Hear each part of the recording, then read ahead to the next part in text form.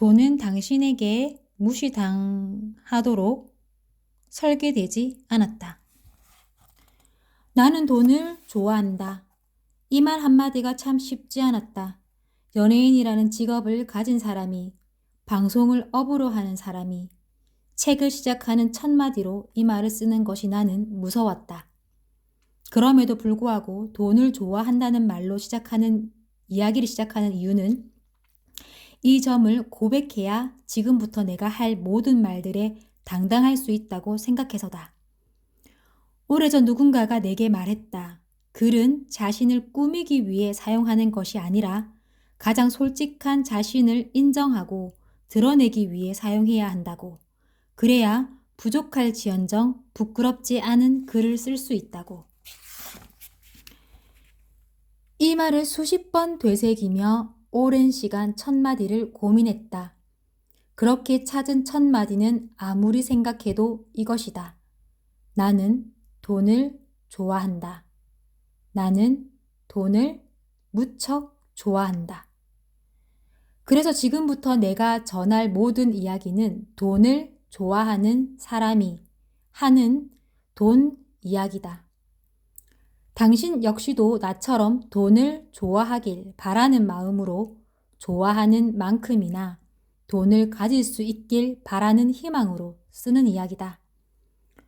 돌아보면 우리가 사는 세상은 돈을 좋아한다는 말을 싫어한다. 돈을 좋아하는 사람을 속물이라며 손가락질하고 그런 말을 하는 스스로를 부끄러워하라고 가르친다. 돈을 많이 번 사람은 시기와 질투의 대상이 되고 어딘지 뒤가 구릴 것 같다는 비난마저 듣는다. 돈을 좋아한다는 말은 그래서 얻을 건 적고 잃을 건 많은 말이다.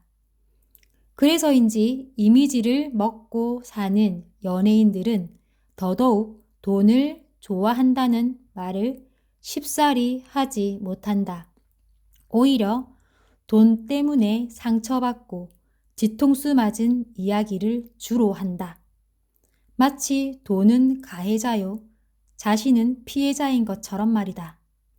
그러다 보니 그동안 연예인들의 입을 통해 방송에서 나왔던 말들 대부분은 사업하다 망했어요. 아니면 주식하다 망했어요. 사기당했어요 였다. 사랑을 먹고 살아야 하는 연예인이기에 사람들이 싫어하는 말을 하지 않는 것은 어쩌면 당연하다. 허나 나는 지금부터 이 말들과 정확히 반대되는 지점을 말하려 한다. 사업하다 망했어요가 아니라 사업은 망하지 않게 해야 함을. 주식으로 망하는 이유는 돈을 쫓아서가 아니라 돈을 쫓을 자격이 안 되어서였다는 말을. 사기당했던 경험이 아니라 한 번도 사기당하지 않을 수 있었던 이유에 대해 말하려 한다. 이 모든 것들의 시작에는 돈을 좋아하는 나 자신이 있고 나아가 이제는 돈을 목적으로 살아가는 나 자신이 있기 때문이다. 이제 돈에 대한 또 다른 인정 하나를 하려 한다. 나는 지금 돈을 목적으로 삼고 살아간다. 이 말 역시 꽤나 위험한 말일 것이다. 명성이 있는 사람 중 그 누구도 돈을 인생의 목적으로 두라는 말을 하지 않는다. 대신 돈이 목적이 되는 것을 경계하고 어디까지나 돈은 수단으로 사용하라고 말한다. 하지만 나는 이 말에 결코 동의하지 않는다. 진짜 자기 삶을 살기 위해서는 돈이 필요하다는 사실을 인정하고 그 돈을 인생의 목적으로 삼아야 한다. 돈을 인생의 목적으로 삼는 것이 너무 세속적이라고 생각할 수 있다. 하지만 살아가는 모든 것들은 결국 세속의 영역에 있다. 그 안에서 조금 더 큰 평안과 안위를 바라는 것은 인간의 당연한 욕망이다. 그 욕망을 거부하고 고고한 척하는 이야기를 우리는 너무나 많이 들어왔다. 이제야 그 말들이 틀렸음을 깨달았다. 정확히는 그 말들이 내가 살고 싶은 삶과 결이 맞지 않는다는 것을 깨달았다. 그래서 내 방향을 온전히 지켜주는 이야기를 스스로에게 하기 시작했다. 그 이야기를 한마디로 압축하면 이것이다. 돈을 삶의 목적으로 삼아야 한다. 물론 처음부터 이렇게 생각한 것은 아니었다. 돈에 관해 어떻게 생각해 왔는지 돌아보면 나는 꽤나 긴 시간 동안 돈을 관대하게 바라봤다. 누군가가 돈에 관해 물으면 내 대답은 이런 식이었다. 열심히 해라. 열심히 일한다면 돈은 알아서 따라오는 것이야. 과거에 나는 이 말을 믿었다. 돈에 대해 그저 나태하고 느긋하게 받아들이고 살았다. 후배들에게 선배랍시고 했던 말도 늘 이런 식이었다. 돈 벌 생각하지 말고 관객을 웃길 고민을 하라고. 웃기기 위해 노력하다 보면 돈과 인기는 자연스럽게 따라온다고. 그놈의 자연스럽게라는 단어를 무던히도 써가며 고고한 척 신선노름을 했다. 부끄럽게도 말이다. 물론 그때 나는 이 말을 진심으로 믿었다. 낮밤 관계없이 매일 아이디어를 내고 회의했고 일주일에 한 번 무대에 서기 위해 PD와 작가의 눈치를 보면서 죽을 둥 살 둥 살았다. 조금이라도 짬이 나면 돈을 벌기 위해 행사를 뛰느라 쉴 새 없이 전국을 돌아다녔다. 몇십만 원밖에 쥐어지지 않는 결혼식 사회도 마다하지 않았다. 그땐 이 모든 것들을 돈이 아니라 일을 목적에 두고 했다. 어떻게든 내가 맡은 이 일에 최선을 다해보려고. 최선을 다하다 보면 언젠가는 그 끝에 생각지도 않았던 막대한 보상과 가치가 있을 거라고 믿었다. 바쁘게 뛰어다니다 보면 어느새 월요일을 맞이하고 다시 리허설을 준비했다. 막상 해봐서 재미가 없다면 다시 밤을 새우며 새로운 아이디어를 짰다. 무대에 올라 관객들의 반응이 좋지 않으면 술로 마음을 달랬다. 수없이 히트 코너를 내려고 애썼지만 마음만큼 쉽지는 않았다. 매일매일이 맨 땅의 헤딩이었다. 2004년부터 2015년까지 꼬박 12년을 이렇게 살았다. 최선을 다했다. 일을 즐기기 위해 이를 악물었다. 그 과정이 있었기에 확실하게 이야기할 수 있다. 일에 최선을 다한다고 해서 결코 원하는 돈이 따라오지 않는다. 일을 즐기라는 말처럼 안이하고 무책임한 헛소리는 없다. 일이란 건 내가 조금은 좋아할지도 모를 분야에 나의 노동력을 쓰는 것이다.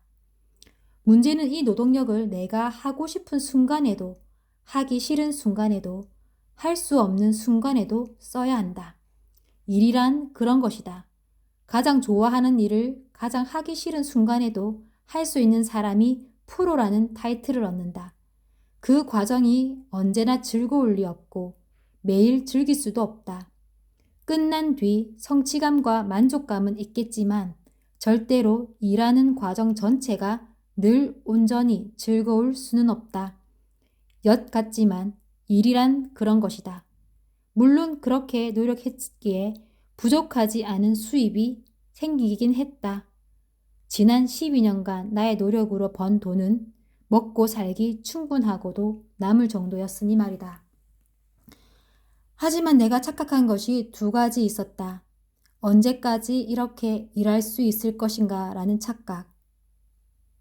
언제까지 내가 몸담고 있는 시장이 변하지 않을 것이라는 착각 말이다. 어느 순간 나는 개그맨으로서 무형 자산이 거의 소모되고 있음을 느꼈다. 일을 하며 성장하는 줄 알았지만 돌아보니 일을 하며 내가 조금씩 갈려 나가고 있었다. 히트작을 만들지 못한 적은 별로 없었지만 히트작을 이 이상 계속해서 만들 수는 없다는 것을 알아갔다. 불행히도 나는 유재석이 아니었다. 내겐 그처럼 언제까지나 일을 할 수 있는 재능도, 열정도, 노력도 부족했다.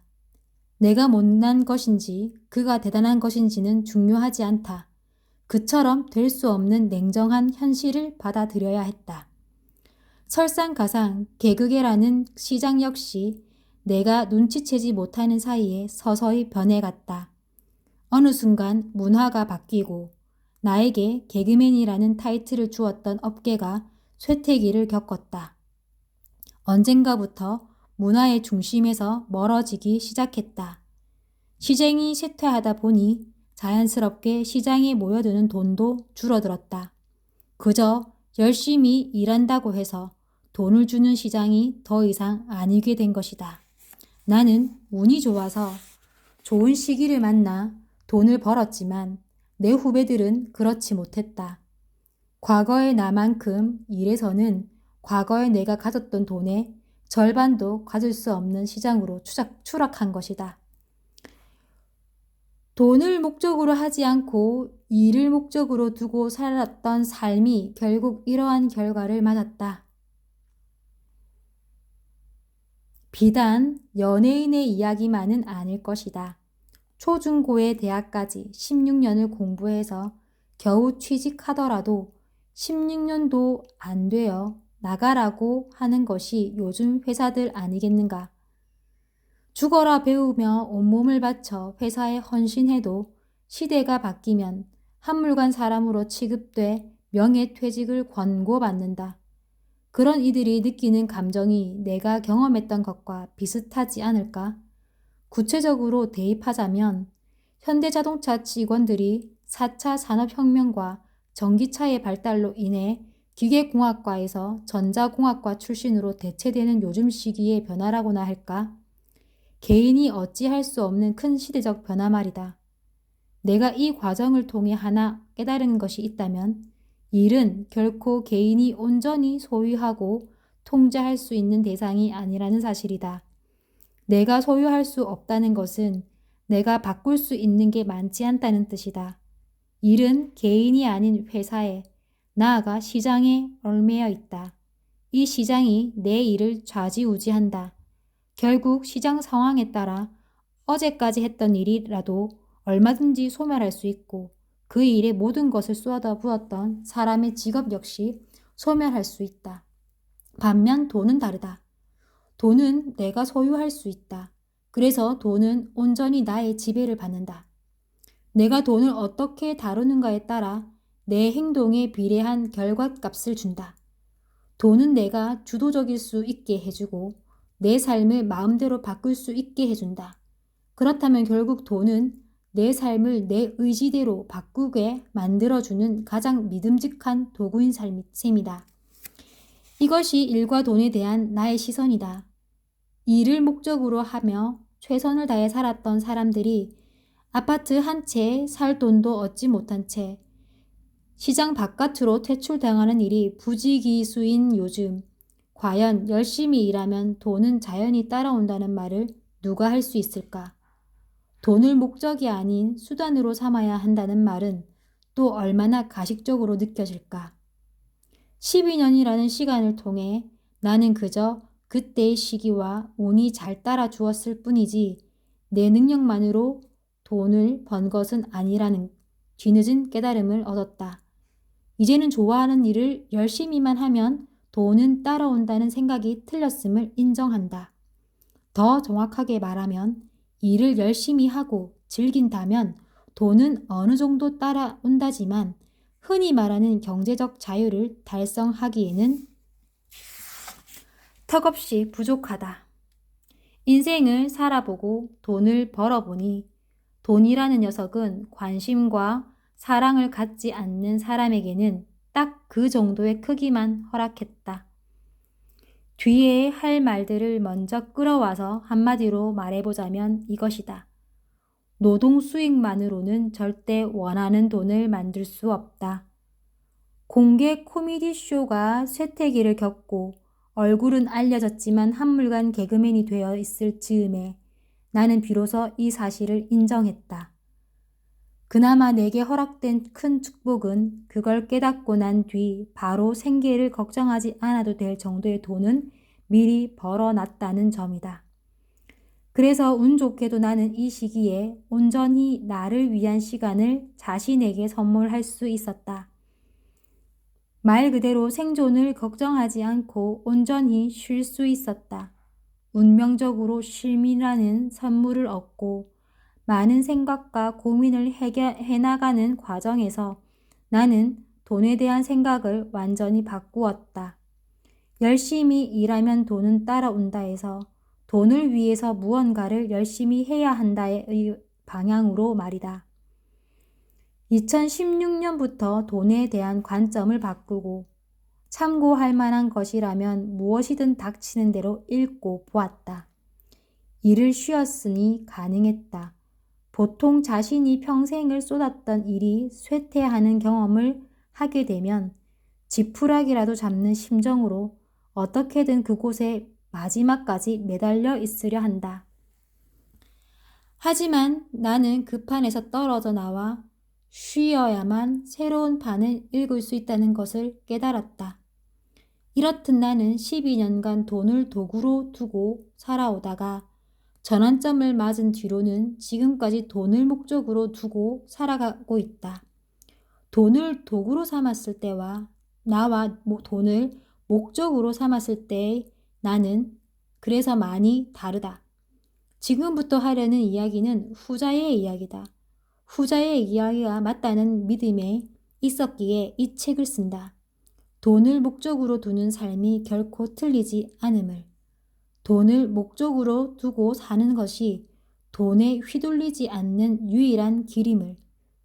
돈을 목적으로 두고 행동해야 돈이라는 녀석이 나를 위해 일할 수 있음을 이야기하려 한다. 돈을 목적으로 두기 위해서는 어떤 것을 해야 하는지, 돈이라는 목적을 이루려면 또한 어떤 것을 해야 하는지.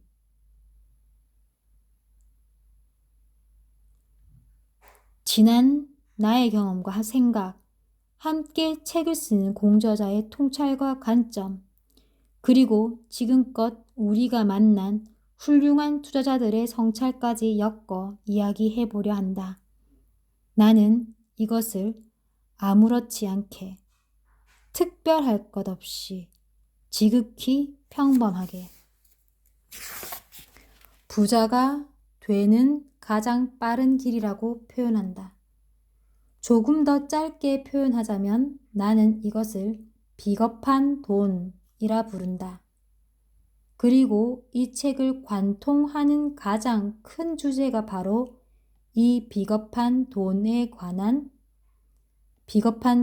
대한 이야기다.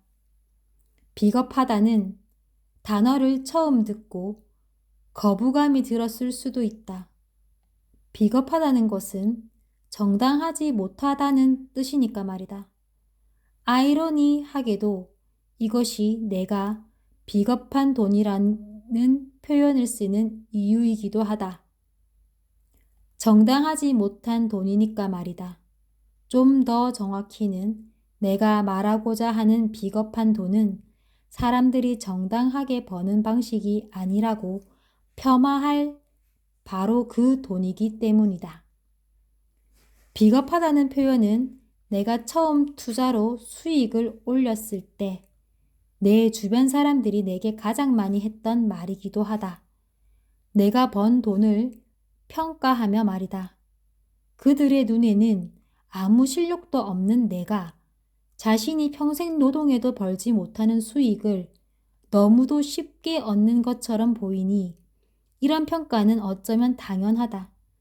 사촌이 땅을 사도 배가 아프다고 하지 않던가.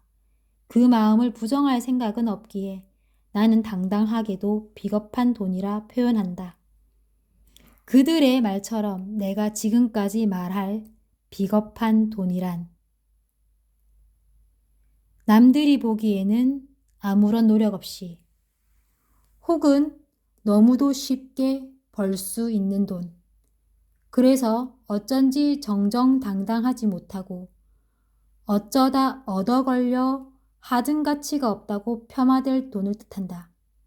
동시에 이 돈은 비겁하다고 폄하될 수는 있지만 사실 대부분의 사람들이 원하던 돈이라고 확신한다. 마치 이솝 우화에서 포도밭의 신포도처럼 남이 가지고 있다면 한껏 욕하고 싶지만 만약 내게 주어진다면 쌍수를 벌려 환영할 돈이 비겁한 돈이다. 자, 시작해보자.